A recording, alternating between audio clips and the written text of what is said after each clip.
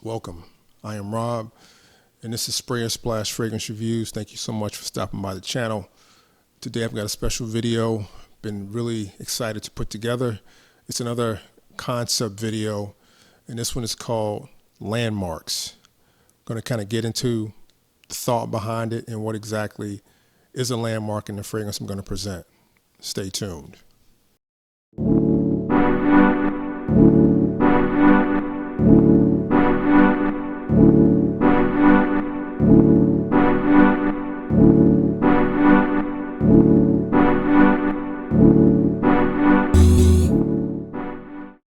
So what is a landmark? A landmark is simply a change that occurs, whether it's through people's behavior or some piece of legislation. Typically, that's what a landmark is, in the way I'm using that term.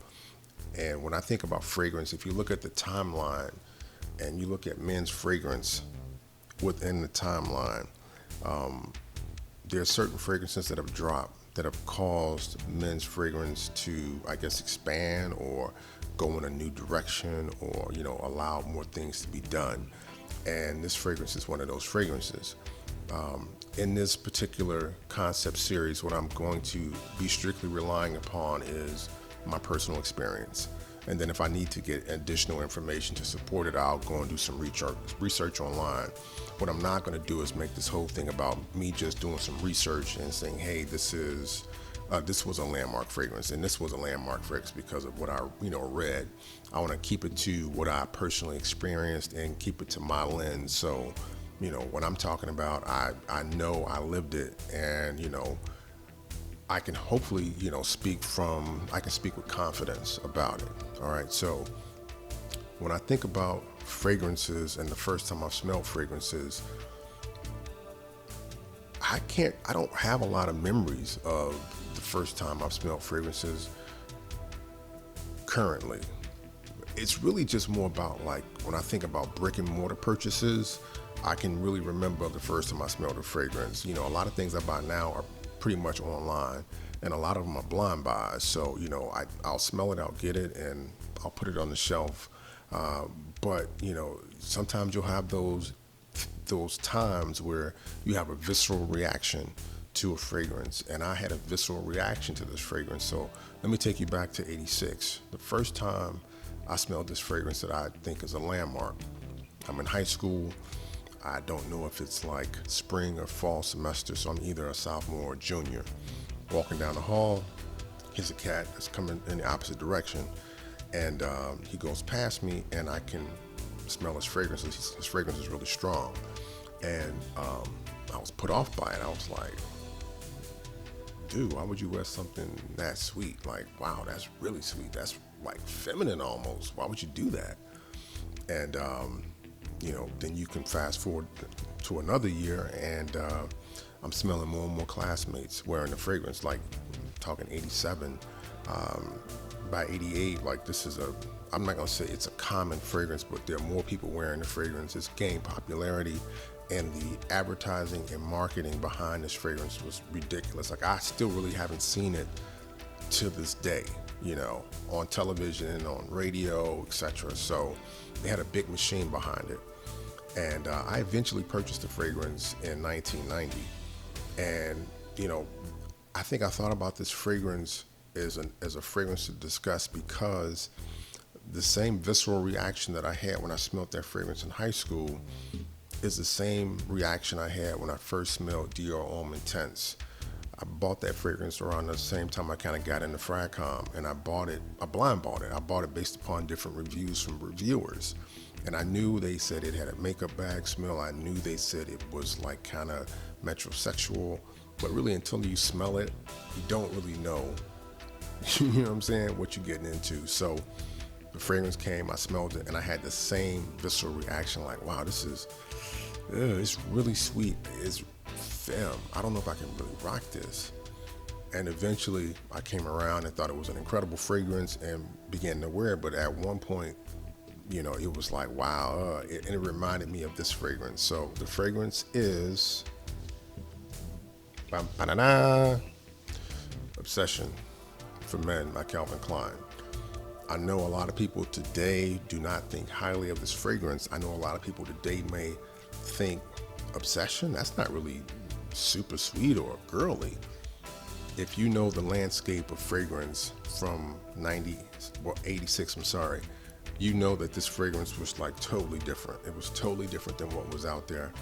The only fragrances I think that were close to this in regard to sweetness, and they weren't really close, but they had sweetness where most fragrances were like green, aromatic, spicy, kind of leathery, musky, oak moss, etc. Were like Lagerfeld for men, and I can think of like Paul Sebastian, very fine, P.S. very fine. I think those were the two sweet fragrances that I really recall that you might smell on people. But outside of those two, most of the fragrances you were smelling, they weren't that.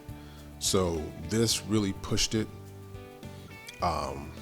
I think it allowed men's fragrance to expand. And I think for those that love the whole Dior Homme Intense and fragrances along those lines, you've got Obsession for men to thank for allowing men's fragrance to actually get to that point. Now, I mean, who knows in 20 years where we're going to be? It's probably going to be further expansion. That's what happens. But this is a fragrance I think we need to recognize and acknowledge for what it is. So the notes for this fragrance are as follows. In the top, you've got cinnamon, lavender, coriander, mandarin orange, lime, bergamot, grapefruit. In the mid, you've got myrrh, nutmeg, carnation, Brazilian, rosewood, pine, sage, jasmine, red berries. In the base, you've got amber, vanilla, sandalwood, musk, patchouli, vetiver. Now, that is a big list. I think most people hearing that will probably not even think that Obsession has got that many notes. When I read comments, people talk about it just being like a cinnamon, sweet, kind of spicy fragrance. They'll say it smells like a cinnamon hot dog. I've read so many different like negative comments. But if you are ever able to get a vintage bottle of the fragrance, I think you might gain a little bit more appreciation for the fragrance. I don't think it's dated. I think that it's got a time stamp on it, but even though it's got a time stamp, I kind of feel like it's timeless. But I can see maybe a younger person saying, but I think really with that, it's really about the amount of sprays you go on it. But yet still, if you buy it in its original form or you buy it in its current form, it's not really close to the original. One note that is missing from that list of notes is cloves. It wasn't a big clove fragrance, but it definitely had cloves in it.